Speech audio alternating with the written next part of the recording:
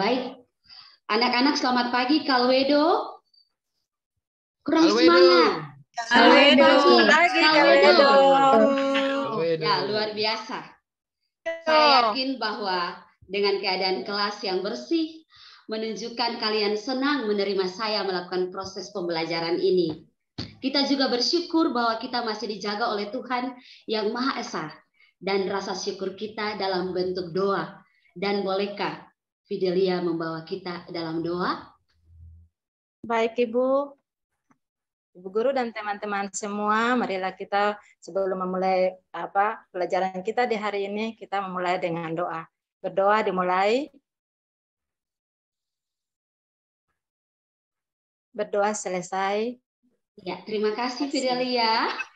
Ya, anak-anak, Ibu akan mengecek kehadiran kalian. Nah, mungkin ada dari kalian yang tidak hadir karena sakit atau tanpa keterangan. Bolehkah ketua kelas membantu menjawabnya? Siap. Semua hadir ya? Alhamdulillah hadir semua, Bu. Oh, luar Tapi biasa. si Bu Fitriani tadi, sudah hadir. Oh, Fitri juga sudah hadir. Iya, luar biasa sudah ya. Hadir. Iya, saya yakin hadir, siap. kelas 11I1. Saya yakin kalian luar biasa dan saya memberikan jempol untuk kalian. Nah, anak-anak, Ibu tahu bahwa kalian banyak tinggal dengan pengampu dan mungkin keseharian melakukan aktivitas kadang membuat kalian lelah, baik fisik maupun psikis. Tapi harus yakin bahwa apa yang kalian lakukan hari ini akan berdampak baik untuk waktu yang akan datang. Setuju? Setuju. Ya. Baik. Bu. Ya. Setuju, Ibu. Nah, pasti kalian sudah tidak sabar melakukan proses pembelajaran di hari ini. Tetapi Ibu akan mengecek dulu proses pembelajaran yang sudah terjadi di hari kemarin. Ya, hari kemarin kita belajar tentang apa? Materi apa, anak-anak? Ada yang bisa menjawab? Materi kelangkaan, Bu. Ya. Adik, berarti sudah lupa ya? Kita belajar tentang apa? Pasar modal. Nah, masih banyak yang belum mengingat atau sudah lupa tentang proses pembelajaran kita di hari kemarin. Oke, baik. Memulainya, saya ingin mendengarkan tepukan disertai senyum yang paling manis. Karena itu sangat bermanfaat bagi proses di saat ini. Boleh bertepuk tangan sambil senyum, silakan. Ya, terima kasih. Baik anak-anak, perhatikan gambar berikut ini dan silakan menganalisis. Nah, Ibu mungkin bisa membantu dengan menyebutkan produk-produk yang ada. Anak-anak, ini mobil, ya mobil keluaran luar negeri, jam tangan juga bukan jam tangan yang biasa. Ini jam tangan standar Alexander dan lain-lain. Ini menu makanan. Makanan ini ada Chinese food, ada Korean food, ada juga cemilan atau makanan ringan. Nah, semua ini merupakan makanan dan barang yang kita konsumsikan dan kita gunakan. Oke anak-anak, dari hasil analisis gambar, Ibu punya 2 pertanyaan dasar. Yang pertama, apakah kalian tahu bahwa makanan dan barang-barang yang kita gunakan dan kita makan berasal dari luar negeri atau impor? Padahal produk Indonesia tidak kalah dengan produk luar negeri. Bagaimana? Menurut Herla? Oke. Luar biasa.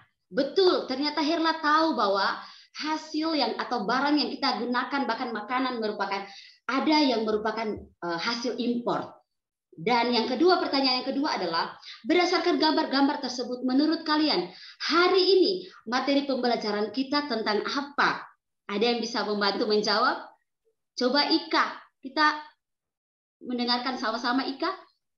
Oke, hari ini kita akan belajar tentang perdagangan internasional. Wow, luar biasa ya. Hanya dengan melihat gambar, kalian bisa menebak materi pembelajaran kita saat ini. Ibu bisa menebak. Kalian pasti melihat karena ada impor Kalau ada impor pasti ada ekspor. Dan itu terjadi karena adanya perdagangan internasional. Kalau tidak berarti namanya ilegal. No say to ilegal. Oke. Nah, dengan demikian KD kita hari ini, KD 3.10, menganalisis konsep dan kebijakan perdagangan internasional. KD 4.10 menyajikan hasil analisis dampak kebijakan perdagangan internasional. Nah, indikatornya ada 3 anak-anak. Yang pertama, menjelaskan pengertian perdagangan internasional. Yang kedua, menganalisis manfaat perdagangan internasional. Yang ketiga, menganalisis faktor pendorong dan penghambat perdagangan internasional. Nah, ada tujuan pembelajaran yang akan kita capai dan harus kita capai. Kita harus berusaha untuk mencapai tujuan pembelajaran itu. Yaitu setelah melakukan pembelajaran, menganalisis konsep dan kebijakan perdagangan internasional, peserta didik mampu. 1. Menjelaskan pengertian dan teori perdagangan internasional. Yang kedua, menganalisis manfaat perdagangan internasional. Yang ketiga, menganalisis faktor pendorong dan penghambat perdagangan internasional. Oke anak-anak, dari tujuan pembelajaran itu, Ibu minta kalian memperhatikan video berikut ini.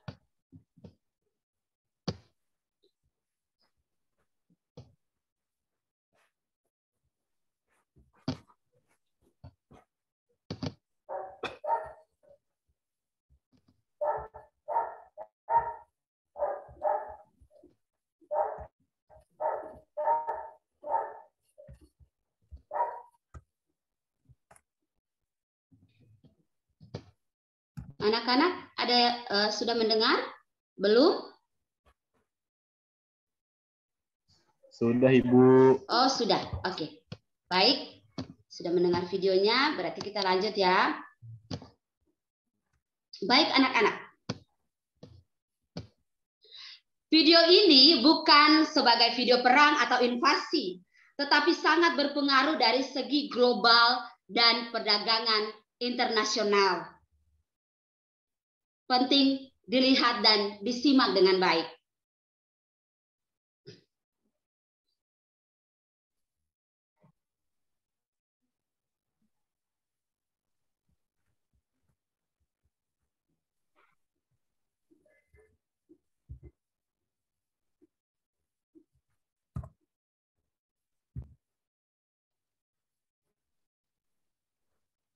Bu, suaranya nggak jelas. Suaranya tidak jelas videonya? Ya, ya Ibu. Ya, betul, Bu. Ah, iya, baik. Kalau tidak jelas, baik. Nah, perang antara Ukraina dan Rusia cukup membawa dampak bagi ekonomi Indonesia. Menurut salah satu pakar UGM, Edi Junaizing, menyebut bahwa perang tersebut memiliki dampak yang cukup serius bagi Indonesia karena efek globalisasi. Akibat globalisasi,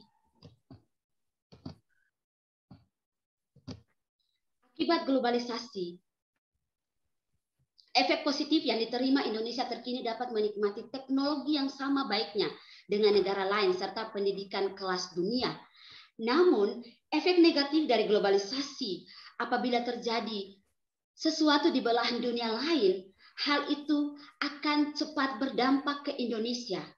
Lantas, apa saja dampak yang dapat dirasakan oleh negara Indonesia? Yang pertama adalah aliran uang, anak-anak. Aliran uang di mana Indonesia, jika perang terjadi berlarut-larut, nilai tukar rupiah terhadap dolar akan melemah. Nilai tukar dolar akan melemah alias terdepresiasi. Jadi nilai tukar rupiah yang melemah bukan karena kinerja rupiahnya anak-anak yang buruk, melainkan dampak inflasi yang terjadi.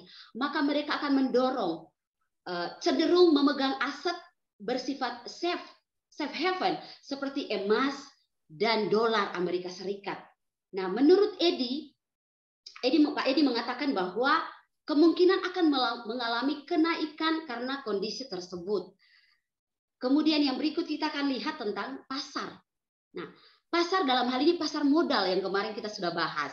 Nah, pasar modal akan mempengaruhi atau mengikuti tren yang akan terjadi karena merupakan kemungkinan terbesar bahwa pasar modal sedikit menurun dari hal yang wajar lantaran seluruh dunia mengalami tren yang sama. Meskipun demikian, dana investasi di pasar modal masih tetap relatif stabil anak-anak. Dampak yang paling terasa adalah di bidang ekspor anak-anak. Nilai ekspor ke Rusia terjadi pada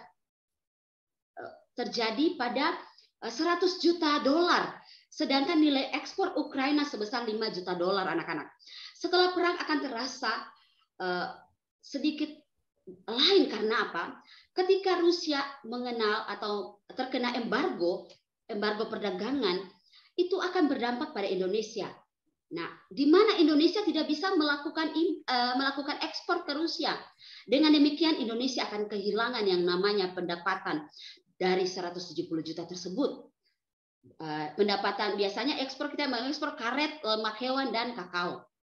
Hal ini terjadi karena bisa menjadi masalah embargo yang dilakukan berbulan-bulan. Baik anak-anak, Indonesia kehilangan ekspor, kemudian berdampak juga bagi APBN anak-anak. Ada tahu APBN? Oke, APBN itu anggaran pendapatan belanja negara anak-anak. Nah, Indonesia dengan embargo Rusia dapat dipastikan harga minyak akan meroket dan diperkirakan saat harga sudah tembus 100 dolar per barel, nilai per barel minyaknya 60 sampai 65 dolar anak-anak. Padahal APBN Indonesia melakukan subsidi. Anda tahu subsidi kan? Iya, pemberian minyak tanah, BBM dan subsidi LPG kepada masyarakat. Nah, BBM di peningkatan 1 juta per barel itu akan memberi beban APBN lebih dari 2,5 triliun anak-anak. Kalau minyak tanah itu 50 miliar. Kalau LPG itu 1,5 triliun. Bayangkan sebesar itu. Kemudian yang berikut, harga komoditas meningkat. Misalnya, Indonesia adalah pengimpor gandum terbesar. Nah, kita mengimpor gandum sebagai bahan pembuat roti dan mie instan. Sehingga menurut BPS atau Badan Pusat Statistik, ya, Badan Pusat Statistik, Indonesia terbilang sangat tinggi ketergantungannya terhadap Ukraina. Nah, keseluruhan yang terjadi pada akhir tahun 2020 total impor gandum di Indonesia sebesar 10.299 ton. Dengan demikian Ukraina berkontribusi 20% stok gandum. Nah, baik anak-anak, itulah video yang boleh ditayangkan.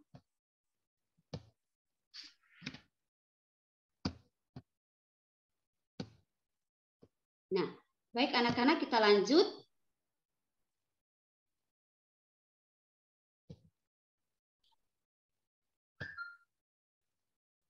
Nah, dari video tersebut atau video tadi, adakah pertanyaan? Pas, Ibu. Pas, oke, pas. Jelas ya, anak-anak? Jelas, Bu. Luar biasa. Jelas, Bu. Nah, luar biasa. Ibu.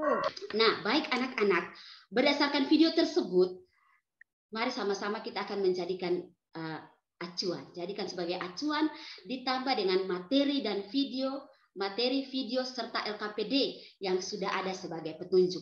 Nah, baik anak-anak, kita akan berdiskusi di dalam kelompok.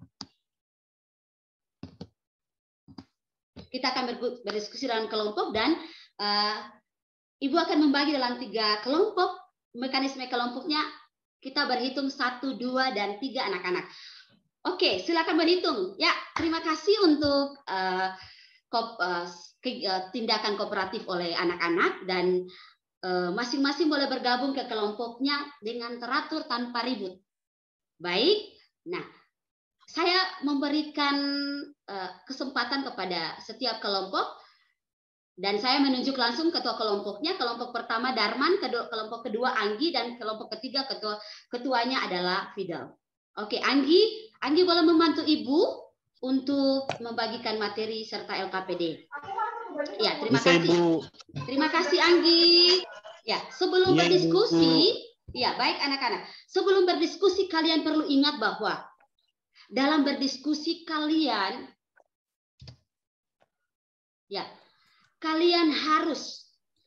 kalian harus memiliki sikap bekerja sama, kreatif, inovasi, bekerja keras karena itu bagian kecil dari yang namanya cinta tanah air. Oke, mekanisme kelompok untuk mengerjakan yang pertama kelompok 1 sudah lihat aja di slide. Oke, dan silahkan bekerja dalam kelompok dengan baik. Oke, baik anak-anak, ada yang sudah selesai dalam pengerjaan kelompok? Sudah, Sudah, Ibu. Bu. Wow, Ibu. luar biasa. Ternyata semua sudah selesai ya. Oke, kalau semua sudah selesai, maka kita akan mendengarkan presentasi dari setiap kelompok. Nah, kita berikan kesempatan untuk kelompok 1. Silakan Darman mewakili kelompok 1. Iya, luar biasa presentasinya. Mari kita berikan tepuk tangan untuk kelompok 1. Ya, kita akan mendengarkan presentasi dari kelompok 2.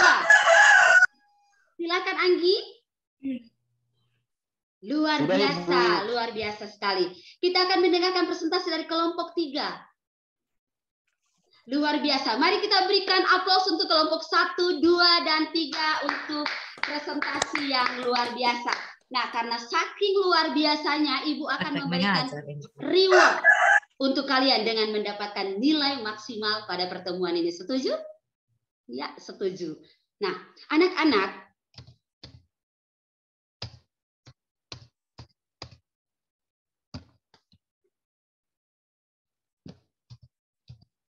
baik, anak-anak, dari hasil presentasi yang sudah ada, maka kesimpulan materinya adalah kita akan melihat tentang perdagangan internasional dapat diartikan sebagai perdagangan yang dilakukan oleh penduduk suatu negara dengan penduduk negara lain atas dasar kesepakatan bersama. Ada 2 teori perdagangan. Yang pertama teori keunggulan mutlak dan teori keunggulan komparatif. Nah, kita akan lihat. Yang pertama dulu, bagian dari teori, yaitu teori merkantilis. Nah, teori merkantilis adalah suatu sistem kebijakan ekonomi yang dianut di daratan Eropa. Kalian tahu Eropa kan? Oke, baik, kita lanjut. Kemudian inti pokok aliran merkantilis adalah menginginkan peran pemerintah yang seluas-luasnya dalam bidang perekonomian. Nah, baik. Sekarang kita akan lihat yang berikut adalah teori kaum klasik. Nah, teori kaum klasik ini, untuk teori ini ada 8 item yang paling penting dalam teori ini. Tapi apabila kalian menyimak dengan baik, maka sudah dipaparkan secara tuntas oleh kelompok 1. Nah, sepakat kita lanjut? Iya, baik. Terima kasih anak-anak. Nah, baik anak-anak, kita lanjut dengan teori keunggulan mutlak. Teori keunggulan mutlak merupakan teori yang menjadi dasar dari perdagangan internasional, di mana dengan sebuah negara melakukan perdagangan internasional, maka negara tersebut dapat memenuhi kebutuhan dan mendapatkan keuntungan. Sekarang kita akan melihat teori keunggulan kooperatif. Teori yang menyatakan bahwa barang yang dimiliki negara lain barang yang memiliki nilai guna pasti juga memiliki nilai tukar. Itu menurut salah satu ahli ekonomi, yaitu David Ricardo. Oke, baik anak-anak. Sekarang kita akan melihat dalam perdagangan internasional ada manfaat yang kita dapat. Yang pertama, menjalin persahabatan antar negara. Yang kedua, memperoleh barang yang tidak dapat diproduksi di negara sendiri. Yang ketiga, memperoleh keuntungan dari spesialis. Yang keempat, memperluas pasar. Yang kelima, transfer teknologi modern. Oke, baik. Ada faktor pendorong dan penghambat dalam perdagangan internasional, anak-anak. Kita akan lihat faktor pendorongnya, anak-anak. Faktor pendorong ada, faktor pendorongnya yaitu yang pertama, oke, baik. Ini yang disebut dengan human error. Ya, baik anak-anak ya. Nah, faktor pendorong yang pertama adalah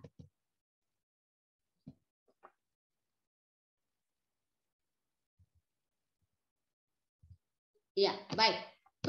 Pedagang hanya dimiliki negara yang kondusif dari segi politik, ekonomi, dan tidak ada konflik. Yang kedua, kebijakan perdagangan internasional dari pemerintah setiap negara. Yang ketiga, peraturan politik anti dumping. Oke, kita lanjut ya. Ya, baik. Dengan penjelasan, oke, kita mungkin terlewati satu hal. Itu tadi ya. Sekarang kita lihat faktor pendorong. Kemudian faktor penghambat. Nah, ini faktor penghambat yang tadi Ibu sebutkan ya anak-anak, mohon maaf. Faktor penghambat yang tadi Ibu sebutkan. Sedangkan faktor pendorongnya yaitu yang pertama, setiap negara tidak mampu memproduksi semua kebutuhan negara dan masyarakat. Yang kedua, perbedaan sumber daya alam dan letak geografis. Yang ketiga, meningkatkan kualitas sumber daya manusia.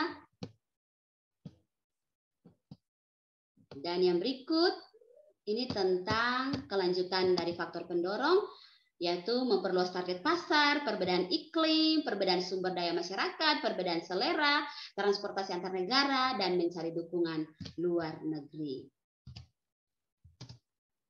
Tadi sudah ya anak-anak. Oke, sekarang kita akan masuk pada evaluasi. Nah, sebelum kita masuk pada evaluasi, ada pertanyaan seputar materi yang sudah kita dapat atau sudah kalian dapat. Tidak ada? Oke. Pas. Kasih, Bu. Ya, terima kasih anak-anak. Tepuk tangan dulu untuk kita.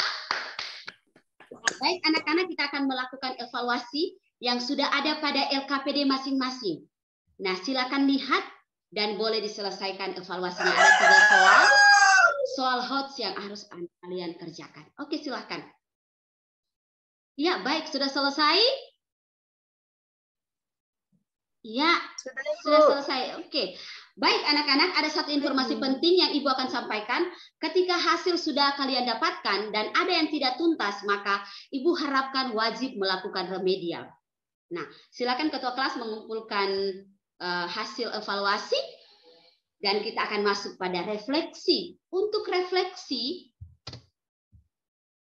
refleksi, Ibu membutuhkan 2 peserta didik sebagai sampel. Yang pertama Darman dan juga Fitri. Untuk Darman, apa yang didapat dalam pelajaran saat ini? Silakan Darman. Iya, baik sekali Darman, luar biasa. Dan untuk Fitri, pentingkah perdagangan internasional? Ya, luar biasa. Anak-anak Ibu memang paling hebat. Ibu tidak pernah meragukan kalian. Kalian tetap the best untuk mata pelajaran yang Ibu ampu. Ibu sangat merasa bahwa kalian adalah anak-anak yang hebat. Nah, anak-anak, demikianlah refleksi kita untuk pertemuan berikut masih dengan perdagangan internasional pada pertemuan kedua. Anak-anak, Ibu mohon maaf ketika dalam proses pembelajaran mungkin Ibu terlalu cepat menyajikan materi. Ibu mohon maaf untuk error sistem yang terjadi. Dan kita akan mengakhiri pertemuan ini dengan doa. Astri, silakan membawa kita dalam doa. Teman-teman, mari kita berdoa. Amin. Ya, terima kasih Astri. Dan anak-anak, demikianlah pertemuan kita hari ini. Tetap jaga kesehatan, tetap jaga pergaulan, tetap jaga tingkah laku dimanapun kalian berada. Apalagi dalam lingkungan sekolah. Salam sehat dan salam sukses untuk kita semua. Kaluedo. Kaluedo. Ya, thank you anak-anak. Selamat pagi. Ya,